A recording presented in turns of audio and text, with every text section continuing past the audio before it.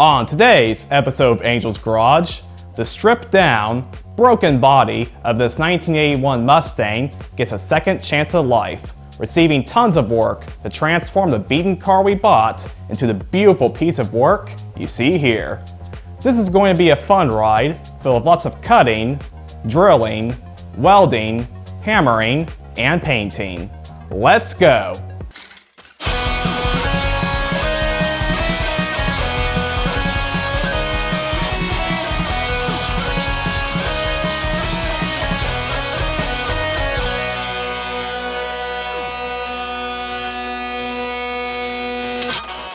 After the car was taken down to bare steel, there were a lot of tasks that needed to be completed before the painting process could begin. The most important of which was fixing the accident damage we had discovered during disassembly. With dents and deformation in the upper frame rail, firewall, and A-pillar, there was no shortage of steel to straighten out.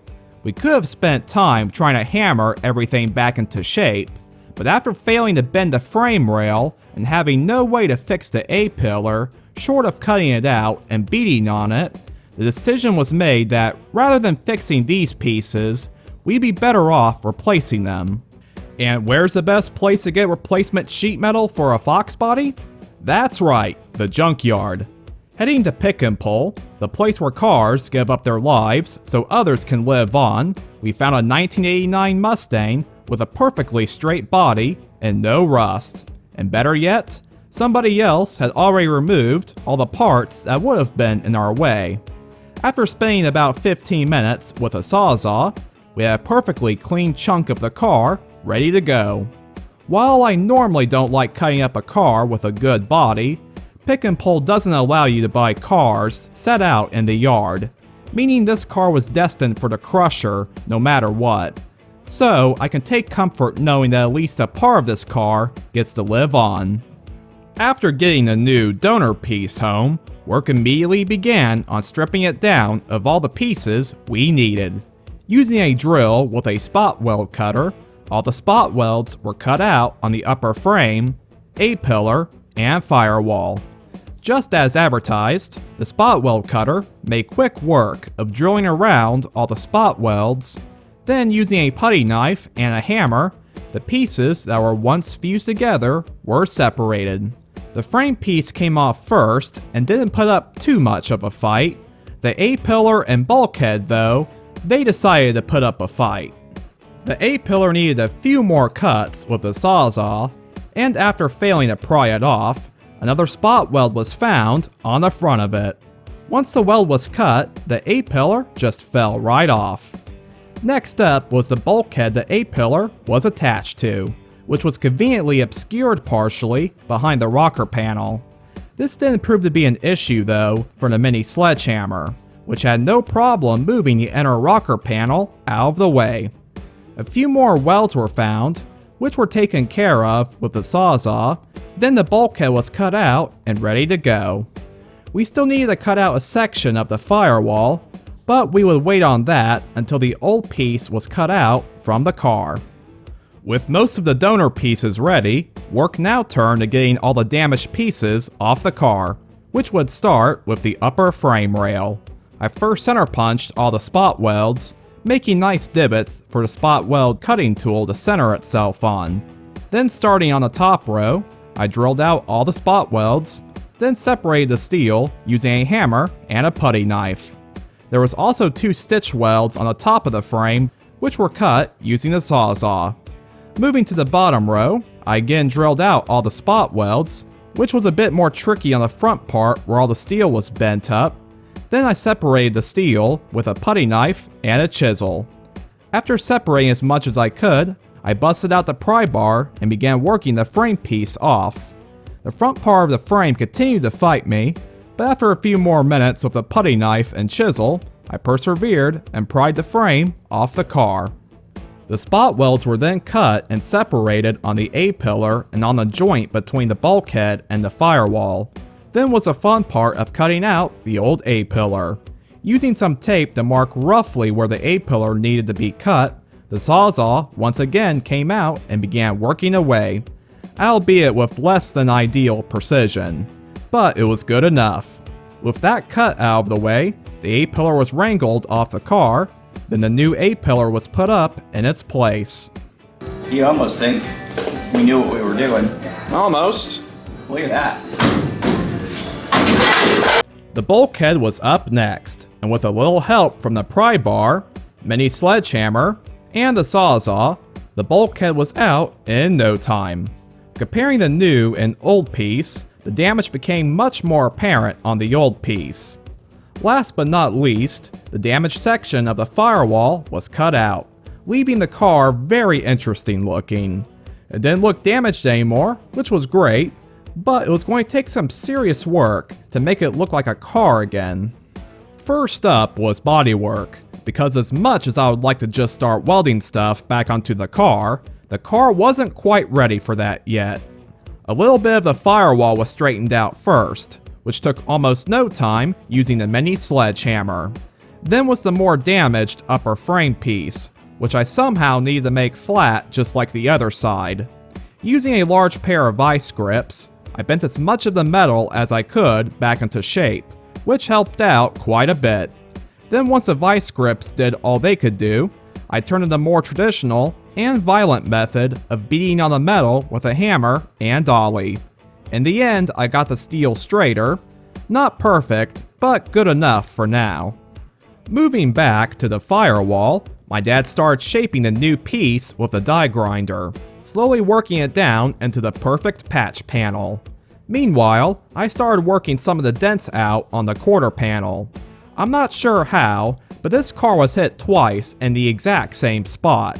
It was hit once, then covered with body filler, then it was hit again, breaking the body filler and allowing a bunch of rust to form. Regardless of why this part of the car was so popular to hit, it was absolutely hammered now. So I tried to straighten it out the best I could using my stud gun. Welding on the first few studs, I managed to start straightening out part of the quarter panel. Then a few moments later, I had several studs welded on, and began to work out a majority of the dent. It was a slow going process as I had to regularly move the slide hammer around to try and pull the dent out evenly, but eventually I got the section looking better. Again, by no means perfect, but it was acceptable for body filler, which is about all you can ask for on a piece this banged up. By this point, the new firewall patch was ready to go.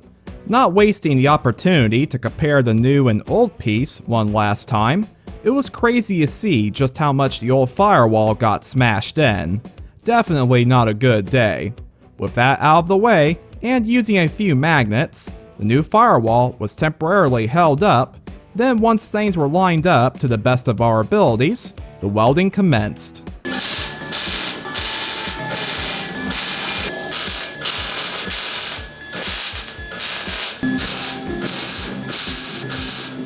After a few tack welds, this piece was looking great. Everything was lined up and the welds were penetrating perfectly. Happy with how things were going, I began welding the rest of the piece in. 45 minutes later, this firewall was now officially a piece of the car. Having successfully patched in the firewall, work shifted over to the next piece to be installed, the bulkhead. After applying a weld-through primer on it, the bulkhead was fitted up into the car and hammered into place. Then using a few vice grips, the bulkhead was ready to weld. Filling in the previously drilled out spot welds, I began fusing this piece to the car, and not much later, the bulkhead was welded down and good to go. The A-pillar immediately followed the bulkhead, and just like the other pieces, there was a stark contrast between the clean new piece and the beaten up old piece. Sadly, in my infinite wisdom, I either managed to not film myself welding this piece onto the car, or deleted the clip somehow. But after some welding, the A-pillar was mounted up and looking good. This left just one last piece to be welded on, the upper frame rail. After applying primer inside the frame piece and on the car, the frame piece was fitted up to the best of our abilities. Now, unlike the other parts we welded on, this frame piece didn't fit up so great. So I welded down the back of the frame first. Then using some more clamps and finagling around, the front half was forced down and welded into place. Following lots of welding, the frame was looking pretty good, and better yet, this piece finished off the accident repair. Honestly, the series of repairs came out much better than me and my dad anticipated, and with a good straight body now, I was ready to move on and happy that no more welding was needed on the car. Oh, come on! While the accident damage was taken care of, there was still another major issue to tackle, and that was rust holes. Around the perimeter of the sunroof, several rust holes had formed in the skin of the car, which I must say is quite impressive given that this car spent its entire life in the rust-free state of California. Now I'll tell you what California did do a really good job with, and that was totally drying out and destroying the rubber seal around the sunroof. This thing was the definition of petrified. So, ignoring the sunroof for now, the main focus was patching up all the rust holes, which there is no shortage of. Cutting out the old rusted metal was a first step. Then after cleaning the rust off the frame, a weld-through primer was applied. The patch panels were then fabricated, and once they are fitted up good and even with the skin, I tacked them into place. Checking the patch panels, they are sitting level with the skin, so with everything looking good, I finished welding the panels down. Welding on the skin is definitely much more tricky than welding on thicker metals, because for starters, it's much more easy to burn a hole through the skin if the weld is too hot, and the biggest problem people usually run into, if the whole panel gets too hot from welding, the skin will warp. So even if the weld comes out looking good, the body panel could go from being a perfectly flat surface to looking like the Atlantic Ocean. I did end up warping the skin a small amount by the larger patch panel, but otherwise, these patches came out pretty dang good. A bit of grinding was needed to smooth things out, but the larger rust holes had been eliminated, leaving this roof looking 100 times better. Now there are still a few small rust holes and a lot of pinholes to fix, but there's two pretty big problems that kept us from moving forward. First was the metal channel that sat around the glass of the sunroof was totally rotted out. We couldn't find a replacement anywhere. The second, and much more troubling problem, was the source of the rust itself. Initially, we thought water got trapped under the silicone that someone had put around the sunroof, leading it to rusting from the outside in. But what we actually found was that there was tons of rust between the frame of the sunroof tray and the skin of the car. This means in reality, the rust was forming from the inside out. Now common sense would say just remove the rust, but that's just the thing. There is no space between the frame of the sunroof and the skin of the car for us to get rid of the rust. And if we couldn't get rid of the rust, well then more rust holes would just form in the future. This led to an interesting dilemma because my dad really wanted to keep the sunroof, but we also knew that saving this one in particular would have been more trouble than what it's worth. So we decided that the best course of action would be to replace the sunroof and the tray it sat in. And where's the best place to get a replacement sunroof for your Fox body? That's right, we were back at Pick and Pull for the task of finding a sunroof. And as it turns out, finding a Fox body with a sunroof is actually quite difficult, especially when Fox bodies are showing up less and less at the junkyard. So checking out several different vehicles, we came upon this. A 1990 Ford Probe with a sunroof that was almost identical to the Mustang's. Not only that, the steel was impeccable. Aside from a few small dents, it was absolutely rust-free on the inside and out. A couple of minutes with a Sawzall later, we had an entire sunroof and a Probe that was well on its way to becoming a convertible. Setting the glass from the new sunroof on the Mustang, it was almost an exact fit. The old sunroof was a bit more curved up front, but other than that small detail, this sunroof will look just at home on the Mustang. The dimensions for the new sunroof tray were marked out on the Mustang, then using a die grinder with a cutting wheel, the old sunroof tray was surgically removed from the car. Getting a better look at the rust on the old tray now, it's clear that the term rust proofing wasn't in Ford's vocabulary when this car was made.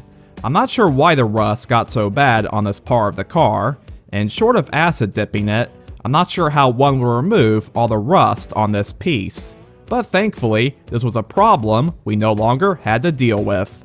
Setting the new tray in the car, both the tray and the skin were trimmed down, then the tray and the inside of the roof received a fresh coat of epoxy primer. Once the epoxy had dried, I tacked the sunroof into place, doing our best to get it nice and even. It looked alright after the first attempt, but the sunroof tray was sitting slightly crooked, so the welds were cut, the tray received a little more trimming, then it was tacked down a second time, and looked much more even this time around. With everything sitting good, the long, slow process of welding this tray began. To prevent warping, I jumped around constantly, welding a little bit in one area, then jumping several inches away to another part of the roof, and so on and so on. This helped control the heat and worked out perfectly in preventing warps. Not a single warp was formed this time around. Along with welding the tray, we had also cut the roof where I had warped the skin previously. This allowed the skin to relax and sit flat again. Then after carefully welding the cut back together, this car had a sunroof again. It wasn't too pretty now, but my dad wasted no time busting out the angle grinder and grinding all the welds down. And remember kids, for optimal performance, always use the angle grinder with one hand. In the end, the sunroof tray came out looking fantastic. The roof was looking better than ever, and with a little body filler, nobody would ever be able to tell the sunroof had been replaced. Unless you watch this video, of course. Man, that car got a dang old probe sunroof, I tell you what. With all the welding done, for now anyways, the car was taken outside and media blasted again, this time with the underside of the car being stripped down.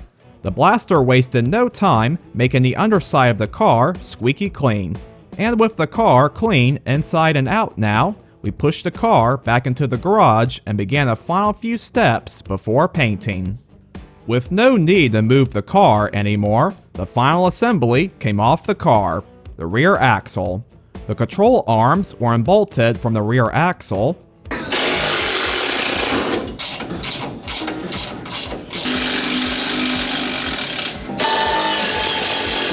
Then the axle was lowered down. We didn't need that. Now that the axle was gone, this car truly was a shell. There was not a single thing left to take off, which brought us into the last phase of bodywork, body filler. This car had been through a lot, and if we ever wanted it to look smooth again, it was going to require a lot of body filler and a lot of block sanding. Just about everything required body filler to some degree, including the roof and both quarter panels, but afterwards, this car was looking great. All the dust was blown off, then just before giving this car a final clean down, all the old seam sealer was removed, a job that got quite fiery. Using the best cleaning methods available to us, a couple cans of brake cleaner, all the bare metal was sprayed down and cleaned, and at long last, this car was ready for primer. Mixing up some Tamco epoxy primer, my dad began spraying down the entire car, top to bottom, front to back, making sure to get primer into every nook and cranny possible. After about an hour of spraying, we are left with this. To say we are happy with the results would be an understatement. This car looked great now. All of our hard work had paid off, and for the first time after starting this project, we could see the light at the end of the tunnel. Once the epoxy primer had dried up, some more primer was applied inside the hard-to-reach areas using some Eastwood internal frame spray. Between all the epoxy and the internal frame spray, this car shouldn't have any rust problems for a long time. Some new seam sealer was applied, then after that cured, we were ready to begin applying some color. Now this car was originally black, and a purist would have kept it black just for the sake of being original. My dad, however, is not a purist. He likes his cars to have nice colors on it, regardless of how it left the factory. So this car was going to be painted with one of the most unique colors offered for the Fox Body Mustang, Calypso Green, a bluish green metallic paint that was going to make this car pop. The first round of paint was applied underneath the car and on the quarter panels and roof inside the car. Originally, the idea was to use single stage on the inside of the car to keep things simple, then use base coat and clear coat on the outside. This paint looked so spectacular though, even better than the parts we had sprayed base and clear on, that the decision was made to just spray the entire car with single stage. Despite the warnings we had heard about metallic single stage being hard to shoot, we felt it was a challenge worth taking.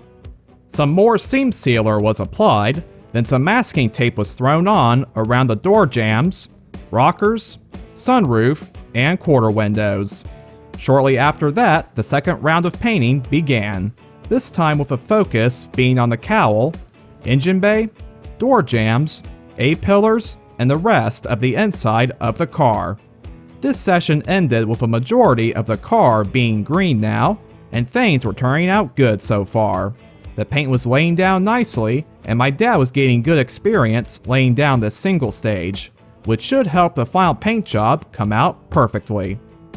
After the paint dried this time, I went under the car and did some structural work. One of the things we decided to add to the car was subframe connectors, which will help stiffen the ride up. We waited to weld these on after painting, that way there is paint protecting the surfaces between the frame and the car. Along with those, I had also previously welded on some seat reinforcement plates under the car. With all the cracks we had found on the driver's floor pan, we figured it was a good idea to beef up this part of the car. The window and door openings, underside, and engine bay were all masked off, then the epoxy primer was abraded using some sandpaper. Following a lot of sanding on the roof, quarter panels, and rocker panels, the car was sprayed down with a high build primer. The body of the car was looking nice and straight after the primer was applied, but to tell if the bodywork was actually straight, we would check it using a guide coat. Spraying some guide coat on the roof, the area which received the most bodywork, my dad let it dry, then began block sanding the entire roof. The roof, which had looked nice and flat before, was now a minefield of low spots highlighted by the guide coat. That's not good. Holy smokes. It's safe to say the guide coat did its job, and with those disappointing results, more guide coat was applied to the quarter panels, and they are block sanded down as well. The quarter panels weren't looking much better, so to fix all these low spots, a ton of body filler was mixed up and applied on the car. Once all the body filler was sanded down, the car received another coat of high build primer and things were looking much better. The high build was sanded down until it was totally smooth, then the car was finally ready for the last coat of paint. For the rest of the car, we are going to use the finest of Harbor Freight paint guns, the Black Widow HTE, and the first item sprayed with it, the fuel door, looks stunning. This led into the exciting and equally nerve-wracking job of applying the final coat of paint. Would my dad be able to lay this last coat of paint down perfectly? Would this truly be the last time painting the body of this car? No. The paint job almost came out good, and from a distance, it looked more than acceptable. Getting a closer look though, there are some orange peel and dry spots on the quarter panel where the paint wasn't applied heavy enough, but the killer came in the form of a tiny run just behind the passenger door. Now in clear coat and solid single stage paint jobs, runs are easy to fix. Just wet sand them out and polish. No big deal. But in metallic single stage paint, no, not a chance. In a ditch effort to possibly save the paint job, I suggested spraying a little bit of paint over where the run was, then attempt to blend it with the rest of the paint. After wet sanding the entire car down, some paint was applied where the run was, then began my vain attempt to blend it. Starting with a palm sander, I wet sanded the fresh paint, then busting out the polisher, I started polishing the whole area. I began with a wool pad and some cutting compound, then after applying the cutting compound, I switched to a foam pad and applied some Meguiar's mirror glaze polishing compound. In the end, it didn't work out. It was not blending out at all, leaving an obvious transition where the new paint was. I'm sure someone with more experience might have been able to save this, but for us, our best course of action would just be to repaint the entire car. The polished area was wet sanded again, and with the rest of the car already wet sanded, the car was ready for a second round of paint. This time, me and my dad worked together to make sure this paint job came out perfectly, and in the end, we had a paint job we were both happy with. The paint laid down good, the bodywork came out great, and better yet, no runs in the paint. All the masking paper was removed, and not wasting any time, some new weather strip was installed on the car and the sunroof was put back into place. The final job on the car for now would be coating the wheel wells with some bed liner. Using some Pour 15 OEM bed liner, both of the wheel wells were coated with a nice thick coat of bed liner, and I must say, the contrast between the black wheel wells and the green car looked great. What started out as a worn out, rusted, dented, and damaged Mustang had ended up as a green, clean, straight car, ready to be put back together and certainly turn some heads when it gets back on the road. Thank you all so much for watching.